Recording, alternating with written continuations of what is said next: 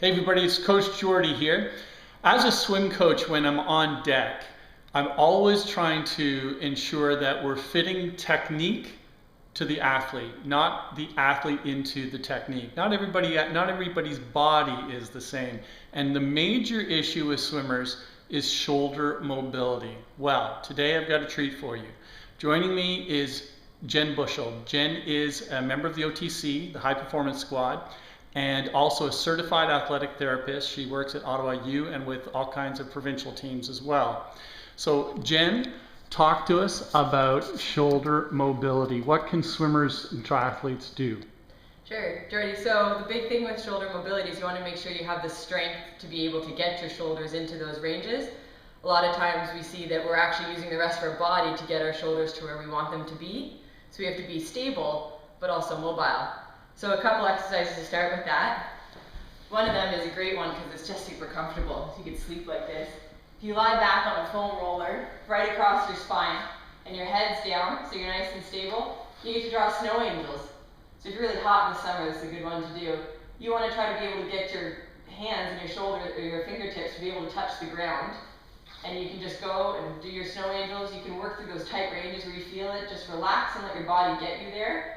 You can also work through different ranges, like in a back stroke type motion, and just get your shoulders to work. So you're really stretching out lats. Lats are attached onto the shoulder that allows you to get that extra little bit of mobility, again, without having to overreach through your core. And it stretches out pecs too, which are the two main muscles, pecs and lats, in our forward shoulder posture that prevents us getting big mobility. So that's exercise number one. You can hang out there for as long or as little as you want. The second exercise is a great one to strengthen your lats, but also to get extension through your shoulder. So again, we're decreasing any risk of getting impingement through the front of the shoulders and that kind of forward posture that we spend all our whole lives in. And then we try to swim and we make it worse, and then we wonder why we have shoulder pain. So this one, you're going to go onto your knees. You want your butt down onto your heels. If you can't get to that range, you can shove a couple pillows under there to keep it there. Why we do this is it takes our lower backs out of the equation, so we're only working through shoulders. You can go onto a ball, which makes it a little bit more unstable and harder, or you can do it from a stable surface like a bench. Up to you. You get both your arms down. You want to keep your head in line with your spine, not drop down through here. We want to have minimal pressure through our hands, and you want to be able to lift one hand off that ball and be able to hold that there. Trying not to push down too hard with the other one. And switch up that a couple times. The progression with this is being able to lift both your hands off the ball and keep up like that without having to lift your butt off your heels. Quite hard to do. So that's a good one to do, maybe 10 to 15 to 30 seconds per arm, a couple times through. When you get stronger, be able to get both of them off.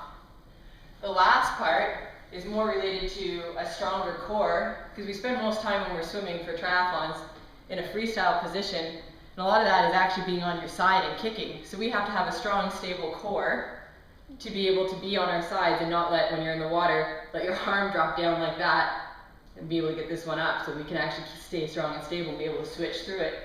So this one's another fun one too, because you just get to roll around on the floor. Dogs love you for this.